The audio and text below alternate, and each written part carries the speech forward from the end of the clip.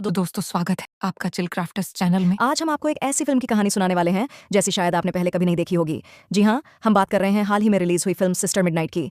इस फिल्म का डायरेक्शन एकदम हटके है। एक्टिंग हो, डायलॉग हो या फिर स्टोरी, सब कुछ थोड़ा अजीब और अलग है। तो चलिए बिना टाइम खराब किए शुरू करते हैं इस अलग हटके फिल्म का सफर। फिल्म की शुरुआत होती है एक शादीशुदा जोड़े से, गोपाल और उमा। शादी के बाद गोपाल अपनी नई नवेली दुल्हन उमा को ट्रेन से मुंबई ले जा रहा होता है। ट्रेन में सफर करते हुए उमा जाग रही होती है और गोपाल गहरी नींद में खर्राटे मार रहा होता है। कुछ देर बाद दोनों मुंबई पहुंचते हैं और गोपाल उमा को अपने छोटे से घर में ले आता है। घर बहुत साधारण और छोटा सा होता है। दोनों बस एक दूसरे के सामने बैठे होते हैं, न कोई बात न कोई हाव भाव। थोड़ी देर बाद उमा उठती है और साइड में जाकर कपड़े बदलने लगती है। ये देखकर गोपाल घर से बाहर निकल जाता है ताकि उमा को प्राइवेसी मिल सके। इसके बाद जब उमा सोने लगती है तो गोपाल घर के अंदर आता है और धीरे धीरे उसे देखता रहता है। फिर वो इशारों में उमा को कहता है कि अब वो बाहर जाए ताकि वह खुद कपड़े बदल सके। उमा घर के बाहर जाकर सिगरेट पीते हुए बैठ जाती है। रात में दोनों एक दूसरे से दूर मुंह फेर कर सोते हैं। आधी रात को उमा की आंख खुलती है। शायद नई जगह होने की वजह से नींद ठीक से नहीं आती। वो बाहर जाकर थोड़ी देर टहलती है। सुबह जब उसकी नींद खुलती है तो गोपाल बेड पर नहीं होता। वो तो कब का उठकर अपने काम पर निकल चुका होता है। उमा जैसे ही दरवाजा खोलकर बाहर झांकती है, बाहर काफी भीड़ और शोर शराबा होता है। ये देखकर वो फटाफट दरवाजा बंद कर लेती है और घर में बैठकर गोपाल का इंतजार करने लगती है। उसे बहुत जोर की भूख लगती है तो सोचती है कि बाहर जाकर कुछ खा ले। उसी वक्त पड़ोस में रहने वाली शीतल आ जाती है और मक्खन मांगती है। उमा उससे कोई बात नहीं करती और सीधा दरवाजा बंद कर लेती है। शाम होते होते उमा को लगता है कि गोपाल अब आने वाला है तो वो थोड़ा तैयार हो जाती है उसे डांटने के लिए। मगर जैसे ही गोपाल घर के अंदर आता है वो बिना कुछ बोले सीधे जमीन पर गिर पड़ता है। वो एकदम फुल टल्ली होता है। बैठते ही वहीं नींद में गिर जाता है। उमा ये सब देखती है, फिर धीरे से उसके पॉकेट से पैसे निकालती है और बाहर जाकर कुछ खा लेती है, क्योंकि जब से वो इस घर में आई है उसने ठीक से कुछ खाया ही नहीं। अगली सुबह जब गोपाल की नींद खुलती है तो देखता है उमा ब्रश कर रही है। उमा पूछती है, कल पूरा दिन कहाँ गायब था तू? गोपाल कहता है, यार शादी नई नई हुई थी ना तो दोस्तों ने पार्टी के लिए पकड़ा और जबरदस्ती दारू पिला दी। मैं तो जल्दी लौटना चाहता था पर उमा को गुस्सा आ जाता है। मैं कल से भूखी बैठी हूं और तुझे कोई फिक्र नहीं? गोपाल कहता है, सॉरी यार, नींद में थी तू, तुझे उठाना नहीं चाहा। फिर जब गोपाल काम पर जाने लगता है तो उमा उससे पैसे मांगती है। गोपाल कुछ रुपये टेबल पर रखकर चुपचाप चला जाता है। इन दोनों को देखकर लगता है कि जैसे शादी किसी ने जबरदस्ती करवा दी हो। दोनों अपनी अपनी दुनिया में खोए रहते हैं, न जुड़ाव है न अपनापन। अब एक नया दिन शुरू होता है। उमा ऐसे ही घर के बाहर बैठी होती है। ये इलाका एकदम आम सा है, जैसे छोटे छोटे घरों की लाइन और तंग गली वाला कोई मुंबई का मोहल्ला हो। सुबह गोपाल ने जो थोड़े पैसे दिए थे उससे उमा बाजार जाती है, सब्जी वगैरह लाकर घर आती है। लेकिन दिक्कत ये कि उसे खाना बनाना आता ही नहीं। वो पड़ोसन शीतल से चाकू मांगने जाती है। शीतल एक बड़ी सी चाकू लाकर दे देती है, पर उमा को तो पता ही नहीं सब्जी काटते कैसे हैं।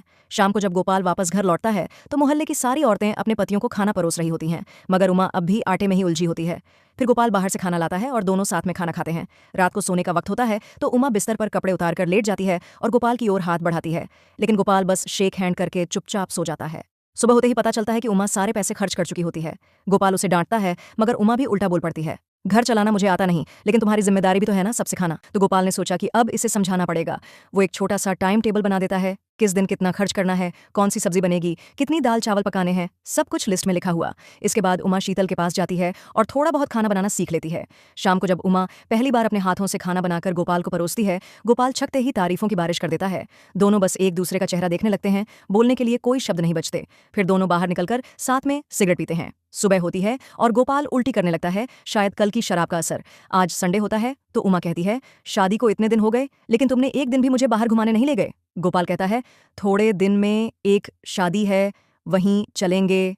लेकिन उमा बोलती है, मुझे इंतजार नहीं करना, मुझे आज ही कहीं बाहर जाना है। बेचारा गोपाल मान जाता है और दोनों एक लंबा सफर तय करते हैं, पूरे 13 घंटे का। आखिरकार दोनों एक बीच समुद्र किनारे पहुंचते हैं। थोड़ा बहुत घूमते हैं, फिर बस स्टॉप पर जाकर अगली बस का इंतजार करने लगते हैं ताकि वापस मुंबई लौट सकें। बस आती है और दोनों फिर से उतना ही लंबा सफर करके घर पहुंचते हैं। घर आते ही गोपाल बिना आराम किए सीधे अपने काम पर निकल जाता है। उमा के हाथों में अब भी उसकी शादी की चूड़ियां होती हैं, जिनकी आवाज उसे परेशान कर रही होती है। वो पास की एक चप्पल मरम्मत करने वाले के पास जाती है और अपनी चूड़ियां तोड़वा देती है। अब अगला संडे आता है। गोपाल इस बार उमा को एक रिश्तेदार की शादी में ले जाता है, लेकिन उमा वहां बिल्कुल बोर हो जाती है। कुछ देर बाद वह चुपचाप वहां से उठकर चली जाती है। अगली सुबह उमा उल्टी करने लगती है। गोपाल पूछता है, तबीयत ठीक नहीं है क्या? उमा कहती है, नहीं ठीक हूं, कल शादी में कुछ उल्टा सीधा खा लिया था शायद। फिर गोपाल काम पर चला जाता है और उमा घर में अकेली बैठी रहती है, एकदम शांत, कुछ सोचती हुई। थोड़ी देर बाद उमा एक बड़ी बिल्डिंग के सामने जाती है और वहां रखे छोटे छोटे पौधे चोरी करके एक एक करके अपने घर ले जाती है। उमा अब जो पौधे चुराकर लाई थी उन्हें अपने छोटे से घर में सजा देती है। उसका मानना था घर में पेड़ पौधे होंगे तो हवा भी ताज़ा रहेगी। फिर वो उन्हीं पौधों के बीच बैठकर सिगरेट पीने लगती है, जैसे उसे अब इसी में सुकून मिलता हो। थोड़ी देर बाद उमा यूं ही बाहर निकल जाती है, बिना किसी मकसद के भटकती रहती है, कभी रेलवे स्टेशन, कभी गलियों में, तो कभी समुंदर के किनारे। एक दिन जब वो बीच के पास बैठती है तो आसपास किसी के रोने की आवाजें सुनाई देती हैं, पर उमा उन पर ध्यान दिए बिना चुपचाप पास की एक कंपनी के सामने जाकर बैठ जाती है। वहीं पर कंपनी का एक आदमी आता है, उमा उससे काम मांगती है। वो पूछता है, तुम सफाई का काम कर सकती हो? उमा जवाब देती है, मैं तो सफाई की देवी हूँ, काम तो कर ही सकती हूँ।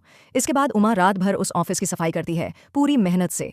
काम खत्म होने के बाद वो अपनी बाल्टी और झाड़ू लेकर घर निकल पड़ती है। वहीं ऑफिस का सिक्योरिटी गार्ड, जिसकी शिफ्ट भी खत्म हो चुकी थी, साइकिल से घर जा रहा होता है। वो उमा से पूछता है, तुम्हारा घर कहाँ है? चलो छोड़ देता हूँ। गार्ड उमा को अपनी साइकिल पर बैठाकर ले जाने लगता है। ऑफिस से उमा का घर करीब 4 घंटे दूर होता है। सुबह होते ही उमा फिर से शीतल से मिलती है। दोनों थोड़ा इधर उधर घूमते हैं, बातें करते हैं। शाम को उमा फिर से बाल्टी और झाड़ू लेकर काम पर निकल जाती है। अगली सुबह उमा और शीतल फिर से गपशप में लगे होते हैं। बातों ही बातों में शीतल गोपाल के बारे में पूछती है। तब उमा बताती है कि वो और गोपाल बचपन के दोस्त हैं, एक ही गांव से हैं, इसीलिए घर वालों ने दोनों की शादी कर दी। बातचीत के दौरान शीतल कहती है, उमा, तुम तो दिन पर दिन और भी पतली होती जा रही हो। उमा हंसकर कहती है, अरे कुछ नहीं यार, बस पेट खराब है थोड़े दिन से। अब उसी रात जब उमा अपने काम पर जा रही होती है तो रास्ते में उसे कुछ ट्रांसजेंडर लोग मिलते हैं। उनमें से एक मजाक में पूछता है, ए चिकनी, कौन सी क्रीम लगाती है जो इतनी गोरी दिखती है? उमा बिना कुछ कहे चुपचाप वहां से निकल जाती है, कुछ घबराई सी। ऑफिस का वही वॉचमैन ये सब देख लेता है। उसे लगता है कि उमा की तबीयत ठीक नहीं है। वो जबरदस्ती उसे अस्पताल ले जाता है। वहां डॉक्टर चेकअप के बाद कहता है, घबराने की बात नहीं है, बस हल्का बुखार है, मैं दवाइयां लिख देता हूं। डॉक्टर उमा को दवाइयां देता है और कहता है, ये ले लो, आराम मिल जाएगा। सुबह होते ही उमा अपने घर लौटती है और शीतल से मिलने जाती है।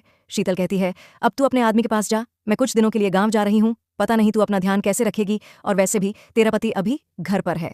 जब उमा घर के अंदर जाती है तो देखती है कि गोपाल किसी चीज में बिजी है, शायद अपने आप में खोया हुआ। उसे देखकर उमा थोड़ा शर्मा जाती है और चुपचाप अपना झाड़ू बाल्टी लेकर फिर से काम पर निकल जाती है। ऑफिस पहुंचकर उमा अपना काम निपटाती है, लेकिन देखती है कि वही वॉचमैन छत पर वेल्डिंग का काम कर रहा है। उमा भी उसके पास चली जाती है, सोचती है कि थोड़ी देर बात करके चली जाऊंगी, लेकिन दोनों बातों में ऐसे उलझते हैं कि रात भर वहीं बैठे रह जाते हैं। सुबह होते ही उमा घर लौट रही होती है, तभी रास्ते में फिर वही ट्रांसजेंडर लोग मिलते हैं। उनमें से एक उमा को पास बुलाकर चाय देता है। दोनों थोड़ी बात करते हैं। इधर माहौल एकदम शांत होता है, लेकिन उमा को लगता है जैसे उसके कानों में कोई आवाजें गूंज रही हों। इसके बाद जब उमा दिन में कहीं बाहर घूमने जाती है तो धूप तेज होने के बावजूद उसे ठंड लग रही होती है। तभी एक बहुत मॉडर्न सी लड़की उसके पास आकर पूछती है, तुम कौन सी क्रीम लगाती हो, इतनी साफ और गोरी कैसे दिखती हो? उमा कोई जवाब नहीं देती, बस चुपचाप वहां से निकल जाती है और घर लौट आती है। घर आकर वो कंबल ओढ़ती है और फिर बाहर निकल जाती है। रात में जब गोपाल और उमा सो रहे होते हैं तो उमा को नींद नहीं आती। वो उठकर घर से बाहर टहलने लगती है। फिर जाती है कानों के डॉक्टर के पास। उमा डॉक्टर को बताती है, मेरे कानों में कुछ आवाजें गूंजती रहती हैं। डॉक्टर चेक करके कहता है, तुम्हारे कान तो बिल्कुल ठीक हैं, शायद बुखार की वजह से ऐसा लग रहा होगा। घर लौटते वक्त उमा एक जगह बैठकर सो जाती है। जब सुबह धूप उसके चेहरे पर पड़ती है तब उसकी आंख खुलती है और वो वापस घर लौटती है। घर आने के बाद गोपाल उसे खाना देता है, मगर उमा मना कर देती है, मुझे भूख नहीं है, मेरा पेट अब भी ठीक नहीं है। गोपाल थोड़े परेशान होकर कहता है, उमा, मैंने कभी तुम्हें ढंग से खाते हुए देखा ही नहीं। उमा कुछ नहीं कहती, बस चुपचाप बैठी रहती है। फिर रात को दोनों बाहर निकलते हैं और हमेशा की तरह साथ में सिगरेट पीते हैं। रात को अचानक उमा जोर जोर से चिल्लाने लगती है, अरे बहन सी! गोपाल घबराकर पूछता है, क्या हुआ, तुम ठीक तो हो? उमा कहती है, बादल ने उस तारे को निगल लिया। गोपाल चौंक जाता है, तुम्हारी तबीयत सही है ना, चलो डॉक्टर के पास चलते हैं। लेकिन उमा मना कर देती है। अगली रात उमा फिर ऑफिस में सफाई का काम करती है। काम करते करते अचानक उसका बैलेंस बिगड़ता है और वह जमीन पर गिर जाती है। कुछ देर बाद जब उसे होश आता है तो वो अपनी बाल्टी झाड़ू उठाकर धीरे धीरे घर लौटने लगती है। रास्ते में उसे एक बकरी का बच्चा दिखता है और पता नहीं क्यों उमा उस मासूम जानवर को मारकर उसका खून पीने लगती है। फिर थोड़ी देर बाद सॉरी कहकर उस मरे हुए जानवर को कूड़ेदान में फेंक देती है। घर लौटकर उमा गोपाल को जोर से किस करती है और फिर सो जाती है। सुबह होते ही उमा फिर उसी जगह जाती है जहां उसने बकरी को बच्चे को मारा था और वहां के खून के निशान देखती है। शाम को घर आकर वो गोपाल का बचा हुआ खाना खाती है, लेकिन खाना खाते ही उल्टी कर देती है। अब उमा खुद से सवाल करने लगती है, मेरे साथ ये क्या हो रहा है, मैं ऐसा क्यों कर रही हूँ? इसके बाद उमा पास की झाड़ियों में घुसकर एक परिंदा पकड़ती है और उसका भी खून पी जाती है। फिर उस परिंदे को कपड़े में लपेटकर एक डिब्बे में रखती है और उसे अपने पलंग के नीचे छुपा देती है। अब ये उसका पैटर्न बन जाता है, कोई चिड़िया या परिंदा मिलते ही उसे मार देती है, उसका खून पीती है, फिर सॉरी बोलकर उसकी बॉडी घर ले जाकर कपड़े में लपेटती है और डिब्बे में छुपा देती है। कुछ दिनों बाद गोपाल पूछता है, उमा, घर में अजीब सी बदबू नहीं आ रही तुम्हें? उमा कहती है, अरे गोपाल, ये शहर की बदबू है, तुम जाओ अपने काम पर। गोपाल ऑफिस चला जाता है, लेकिन उमा के साथ अब और भी अजीब घटनाएं होने लगती हैं। जिन परिंदों को उसने मारा था, उनका खून पिया था, अब वो सब उसे घर में जिंदा घूमते हुए दिखते हैं। डर के मारे उमा एक रात उन सारे मरे हुए परिंदों को उठाकर पास की कचरा गाड़ी में फेंक देती है। अगली सुबह उमा अपने ऊपर कंबल डालकर बाहर किसी बूथ के पास जाकर गोपाल को कॉल करती है, लेकिन बातों में प्यार जैसी कोई चीज नहीं होती, बस वही 2 लाइनों की बातचीत। तुम ठीक हो? हाँ, मैं ठीक हूं। बस खत्म। अब कहानी उस मोड़ पर पहुंच चुकी है जहां उमा और गोपाल दोनों एक दूसरे से कुछ जरूरी बातें शेयर करने वाले होते हैं। गोपाल कहता है, पहले तुम बताओ। उमा उसे आराम से बैठाकर कहती है, जो मैं तुम्हें बताने वाली हूं वो तुम्हें थोड़ा अजीब लग सकता है, लेकिन यही सच है। अब उमा गोपाल को कोई गहरी बात बताती है, लेकिन हमें दर्शकों को वो बात सुनाई नहीं जाती। बस इतना दिखाया जाता है कि गोपाल ये सब सुनकर हैरान रह जाता है। इसके बाद गोपाल कहता है, आज मेरे दोस्त आने वाले हैं चाय पर। तो दोनों झूठी सी मुस्कान के साथ मिलकर मेहमानों का स्वागत करते हैं। बाद में सब मिलकर बीच पर घूमने जाते हैं, लेकिन बीच पर उमा और गोपाल बिल्कुल चुप रहते हैं, जबकि गोपाल के दोस्त और उसकी पत्नी आपस में बातें करते रहते हैं। गोपाल का दोस्त एक कुत्ता भी साथ लाया होता है। उमा कहती है, क्या मैं इसे थोड़ा घुमा लाऊं? वो कुत्ते को लेकर जाती है और फिर एक बच्चे को देकर खुद लौट आती है। बिना झिझक कहती है, आपका कुत्ता भाग गया, खुद ही ढूंढ लीजिए। इस तरह पूरा रविवार दोनों इधर उधर भटकते हुए बिताते हैं। रात को दोनों एक मेट्रो स्टेशन पहुंचते हैं। उमा वहां एक कैंडी देखकर गोपाल से कहती है, मुझे वो दिला दो। गोपाल कैंडी लेने जाता है और कहता है, तुम ट्रेन में जाकर सीट पकड़ो, मैं कैंडी लेकर आता हूं। लेकिन जब वो कैंडी लेकर वापस लौटता है, ट्रेन कब की जा चुकी होती है। गोपाल जब घर लौटता है तो देखता है उमा पहले से घर में है। उमा पूछती है, इतना हाफ क्यों रहे हो? गोपाल कहता है, मैं पैदल ही भागते भागते आया हूं। उमा कहती है, दूसरी ट्रेन पकड़ लेते, इतनी टेंशन लेने की क्या जरूरत थी? गोपाल, वो तो सोचा ही नहीं। गोपाल बची हुई कैंडी उमा को देता है, लेकिन उमा बिना खाए उसे फेंक देती है। इसके बाद वो शराब पीकर गोपाल से कहती है, एक किस दो ना।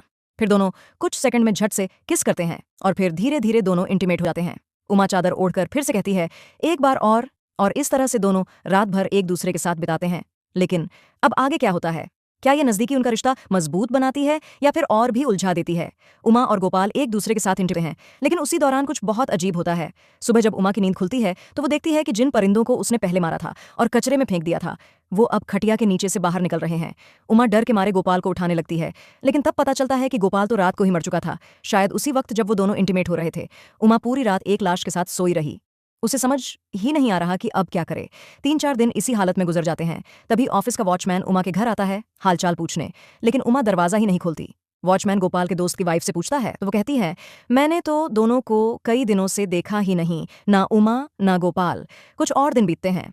फिर एक दिन उमा गोपाल की लाश को घर के एक कोने में बैठा देती है, उसे फूलों से सजा देती है, उसके चारों ओर दिए जलाती है और लाइटों की माला उसके गले में डाल देती है। अब लाश दिन पर दिन सड़ती जाती है और उमा खुद को घर में बंद कर लेती है। फिर एक रात बहुत सारी बकरियां उमा के घर के पास आकर जोर जोर से मिमियाने लगती हैं। उमा उन्हें बहुत मुश्किल से घर से दूर ले जाती है। वापस लौटते वक्त देखती है कि उसके घर के दरवाजे पर किसी ने डायन लिख दिया है। उसी समय गोपाल के दोस्त की पत्नी उमा के पीछे पीछे चलकर उसके घर के अंदर आ जाती है।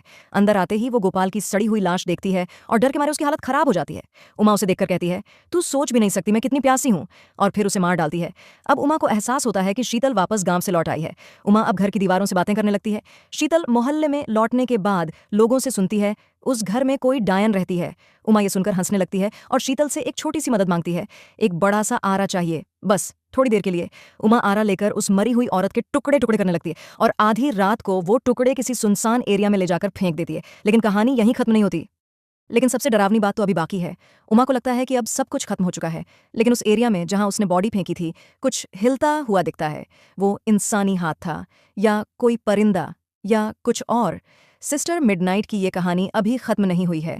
पार्ट 2 में पता चलेगा उमा अब खुद क्या बन चुकी है, डायन, पिशाच या इंसान से कुछ और ज्यादा खतरनाक।